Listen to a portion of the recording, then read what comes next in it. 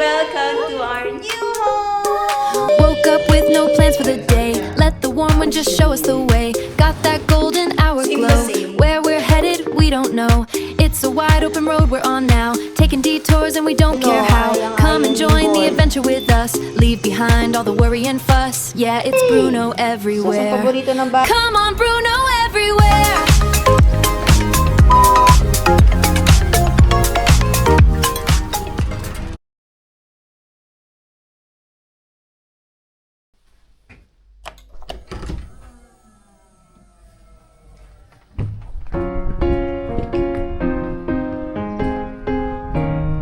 Hello friends! Welcome back to our channel, Bruno Everywhere.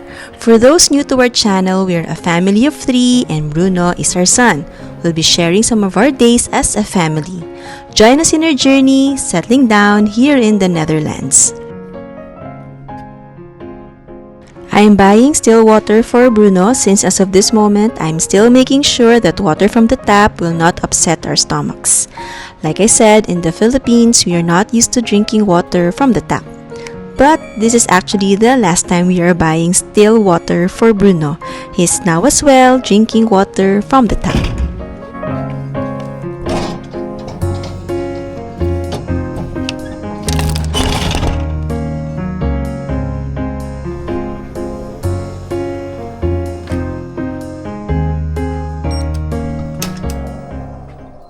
This is still early in the morning. My husband and Bruno are still asleep. While they're still sleeping, I will have my morning coffee.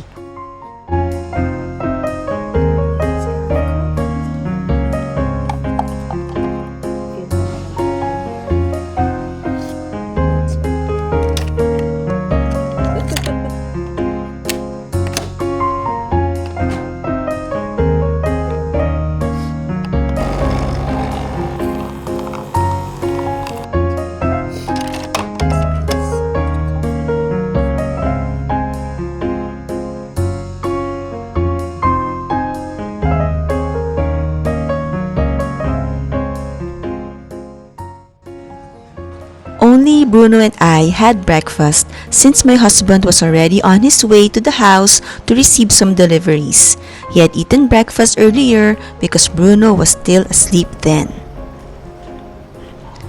I'll be making a bit of a story time using Filipino language, but I will be putting subtitles so you can understand what I am saying.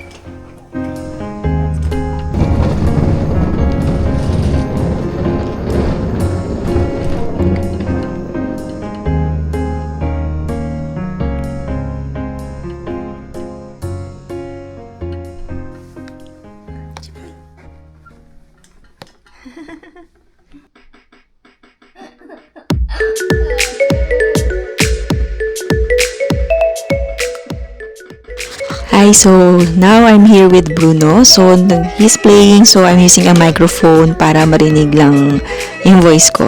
So today wala si Daddy because he is in our rented house. He is receiving the mga gamit sa bahay like the washing machine and the refrigerator, and I think those two, and I'm not sure kung meron pang other equipment that will be arriving, but I think those are the two major ones because those need to be installed in the house. And actually, nandun na din yung nag-deliver.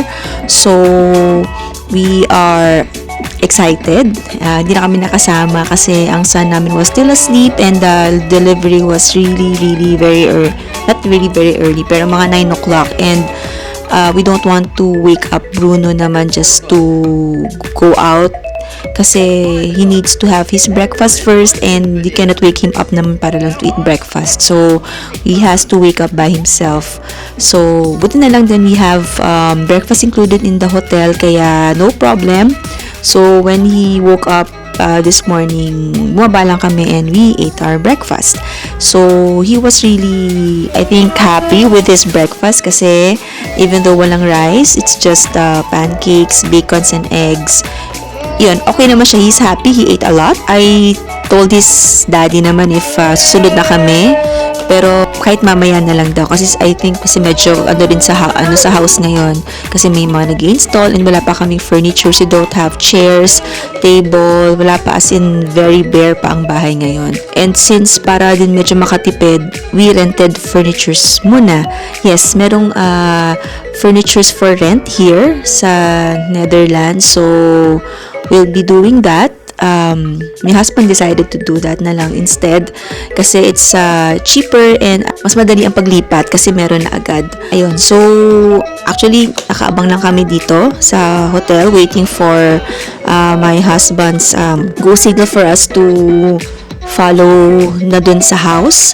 And if you're wondering paano kami pupunta doon, madali lang naman siya. Mukhang all or not most of the buses here are ka-level ng sidewalk. So, pwede ko lang i-roll yung stroller ng son namin in the bus and then just move out and then tap in, tap out. Very easy. And then, medyo mahaba lang ang walk, which is okay as well because maganda yung maganda yung way. It's safe. A lot of may mga tao naman doon and very scenic, and most of dadaanan namin is actually residential. Kaya, ayun, walang problem. Pumunta na kahit kaming dalawa lang. Actually, Bruno also enjoys riding the bus. Kaya, ayun, let's see kung anong oras kayo makakapunta doon. And, I'll as well show you what is happening in our rented house. Welcome to our new home! Yippee! Ride the bus! Ride the bus! Ride a bus yan! No? Ride a bus? Microwave, mga 12 o'clock. 12. Sige. As we slowly make this house our home, it brings me back to day one after our wedding. The feeling is bliss, with a heart full of excitement. This time though, after more than a decade of managing a household, we realize that we prefer our furniture and equipment to be more minimalist and functional. We already have the refrigerator and washing machine, which are household equipment essentials. The microwave oven is also expected to be delivered today. Super Bear House. Unboxing. Ano ang unbox natin? Ay!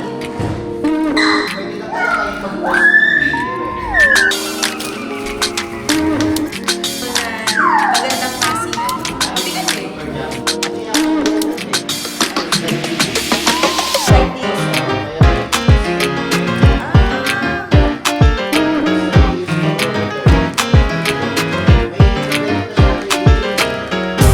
Ay, ito ko pinadali pa kayo. Kaya ka lang.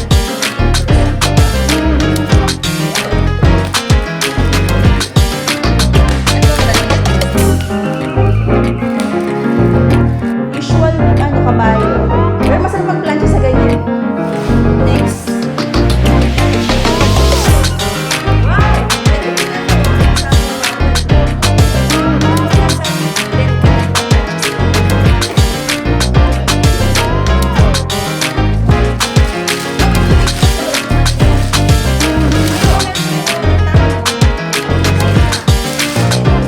Sing the same.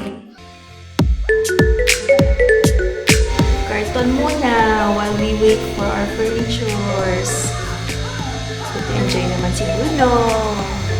So, we're now here in our home. Our home now. Wala pa siyang laman. So, our furnitures will arrive by Tuesday, 3 days from now. So, ngayon, nag-aantay lang kami ng mga deliveries because later, mag-deliver naman ng curtain rods kasi very open pa kami. Kitang-kita pa kami sa labas. Ayan. So, that's what we are waiting now. So, now, since you already have kaka-deliver lang ng microwave namin, so sobrang happy kami. Ayun, may microwave na kami. So, my husband is very excited na to buy food sa grocery kasi ang daming mga ready-to-eat food dito na masasarap. Na very curious kami kung how it tastes like. But it really looks very yummy. So, since we microwave na, we can eat na. yung mga stuff that we see in the grocery, and we as well have a refrigerator. Ayun, nandun siya. Pinapasingaw lang kasi sabi nung nag-deliver, it has to be open for a day para mawala yung amoy ng plastic. So, yan, pinapasingaw lang siya ngayon before we can use it. By the end of the day, I guess, we can already put in mga stuff na we weren't able to finish eating for lunch. Whatever man yung maano namin later.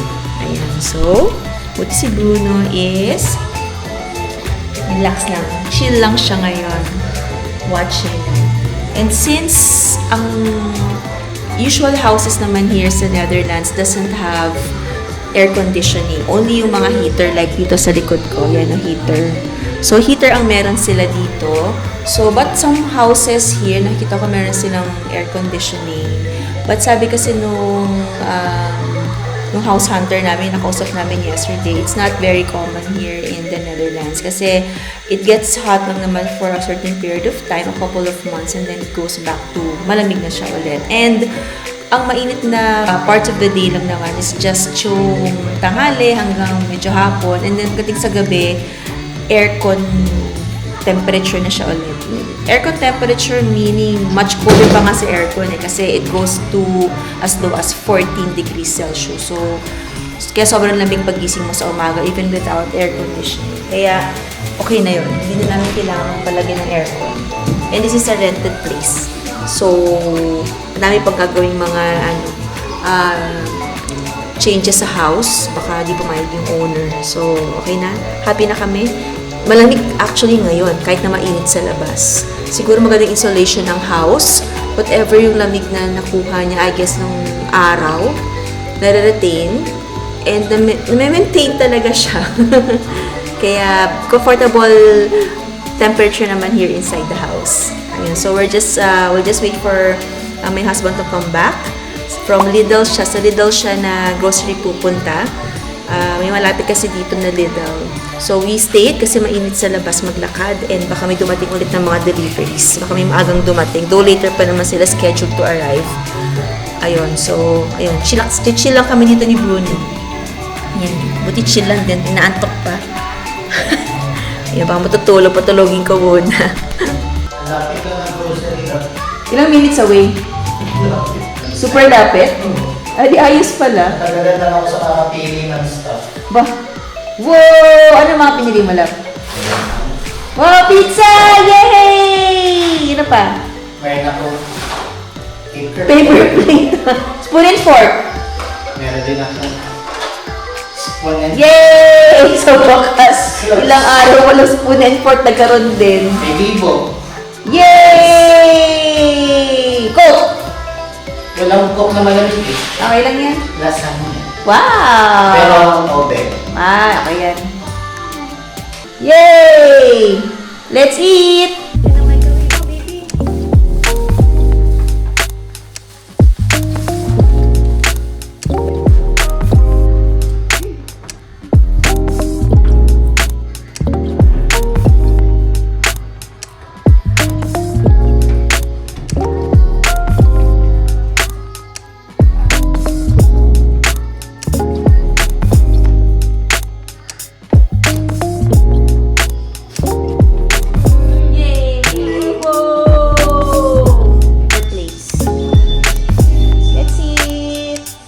Table ni Bruno ay ang ironing board.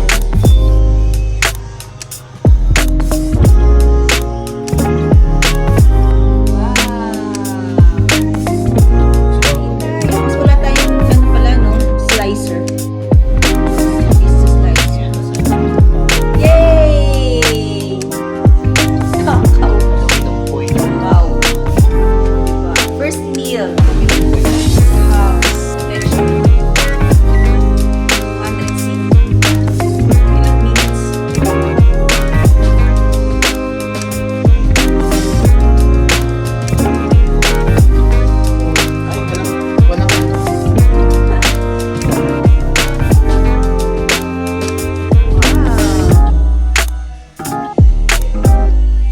Batang excited doon. Kain-kain.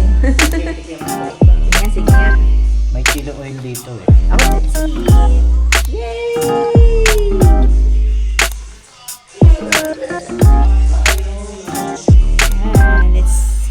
taste the pizza. Init.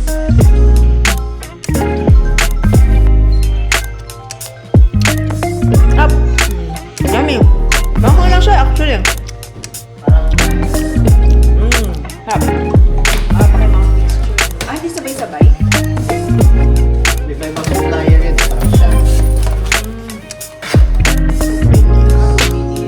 Para sa lahat. Uy, bili. Dito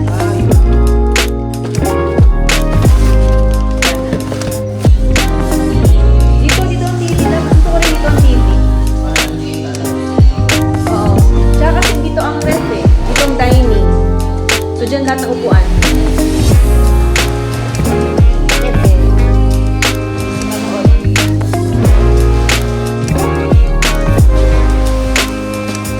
Yay! TV! Overcook! Woo! Wow! Yay! TV ni Bruno!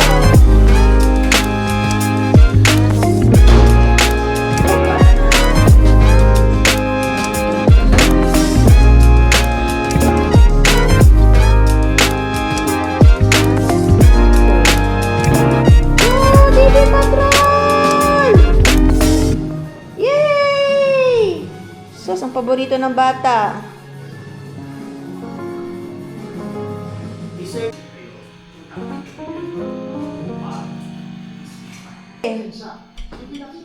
Wow, ano kaliwa? Kaliwa.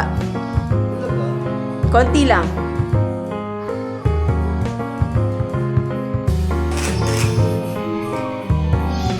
Ako parang sa... Rice cooker naman tayo. Rice is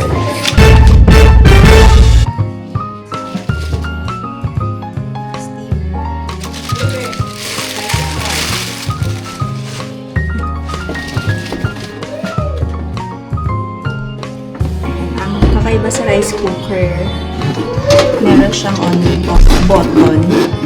Unlike sa rice cooker namin sa bahay, walang ganito. So, pagkasaksak mo, on agad. Ito, saksak, kailangan mo na itong i-turn on. Segregation lang tayo. Mga plastics here. All papers and cartons here. Yung mga iba, ayusin pa. And yung mga nabubulo kasi since every 2 weeks sila mangongolek. Ayan, dito muna sila para hindi mag-amoy.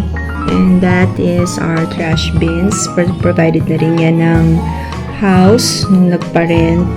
And yung RWM, that is actually the garbage company. So, sila yung nagko-collect. May bayad actually yon. So, every time na kumukuha sila niyan, every time na in-empty nila yan, may corresponding payment yan. Residual wastes, those are the items or mga waste that cannot be recycled. And the green one naman yung mga leftover food, mga compostable. So, ayan, every 2 weeks. So, you'll have to manage the compostable waste kasi otherwise mangangamoy talaga siya. Kaya, ayun, and even yun, meron din kanya-kanyang plastic designation yung mga yan. So, you'll have to buy it sa grocery. That's how it is here.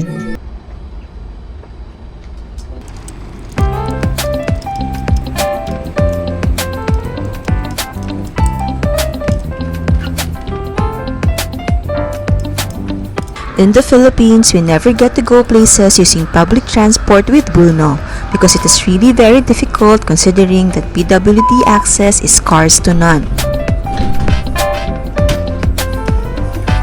Here in the Netherlands, we are happy that this is possible, anywhere and anytime.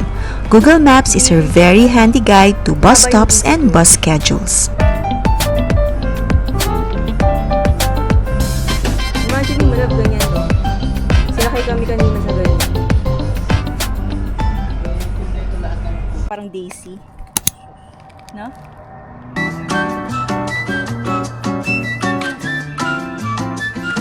Ito station, malapit sa Hano Hotel. Ang mga waiters. Mga nag-aantay ng bus. Bruno, Antay mo na yung bus mo. Sakay ka na sa bus. Chipoy, bagong ano niya ngayon, bus eh. Bus ride. You like bus rides, Bruno? Yes. Let's go.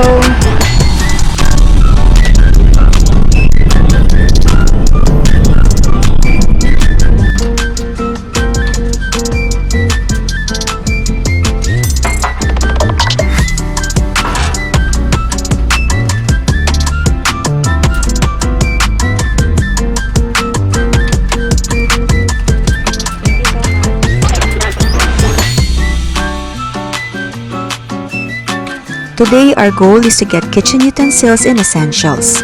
We discovered that they are mostly available at the Action store. Since we bought most of our first kitchen items in Action, the grocery bag that we use up to this day are Action grocery bags.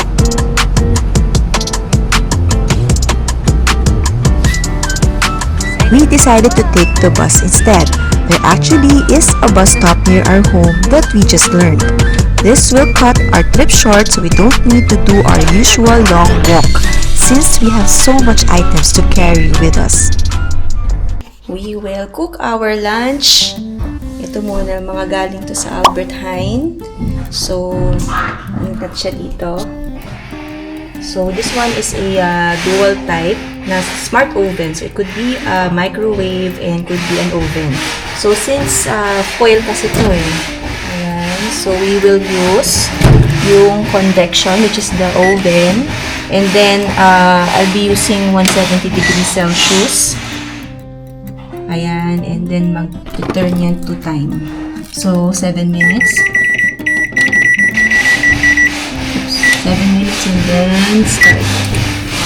So, antayin na lang natin siya matapos. And ito, the rest of our meals. Maingay sa background is yung husband ko. Nagpa-pump siya ngayon nung higaan namin. Kasi kawawa naman si Bruno sa karton nakahiga. No?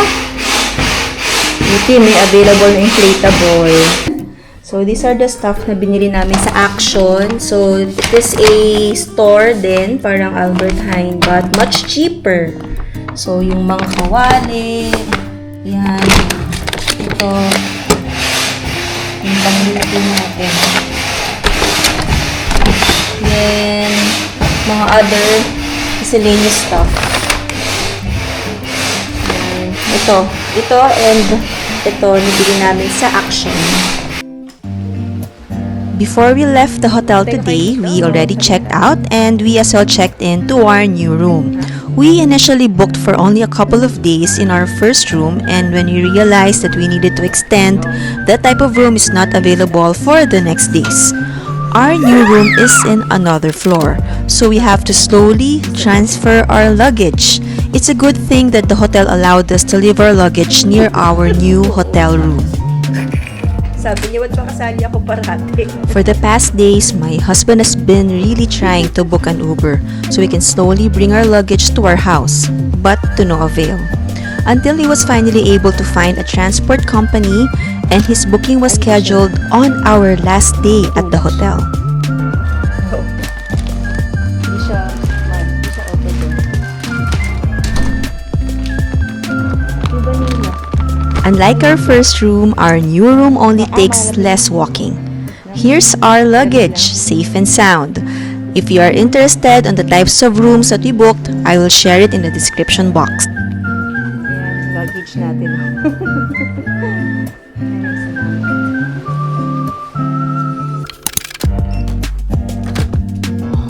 Wow, ang ganda. Wala na room natin. Ganda ng room natin. May bathtub pa.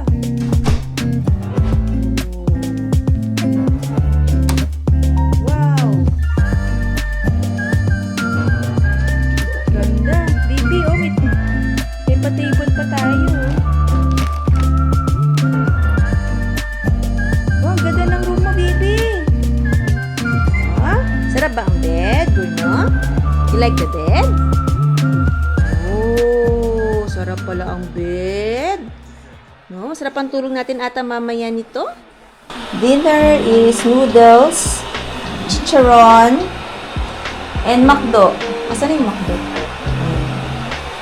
Hot water lang naman. Kakaiba sa room namin, may fridge. May mini fridge. Yun ang aming mga soft drinks. Spacious. Super. With the bathtub. And toilet. And shower. Kaso lang ang kanyang pinto ay isa lang. So, dapat isa-isa lang yung gagamit kasi otherwise walang pinto. So, you have to push this pag ano. Ayan, kaso open ka naman dito. Kung tayo sasara mo, open ka naman sa kabila. Okay lang, kami-kami lang naman din ang kakasama dito. Ayan. Hair dryer, hair blower, sink. Ayan. Towels is provided. Ang water is potable. Na-try na namin yan. Nakakailang araw na kami. Okay pa naman siya namin. Let's eat our dinner! Daddy! Ayan. So, dito pala, pag pipili kayo sa grocery, they won't provide yung mga plastic spoon and forks. Rather, they give this out. So, dito hindi siya nakadikit sa mga noodles, but this is available lang. Nakalagay siya sa container, kuha lang kayo. Wala silang ano dito. No plastic. Parang panay mga paper, spoon, and fork siya, which is actually cute. Kain na po tayo, guys. Kain na tayo. Thank you for watching. See you in the next video. Bye!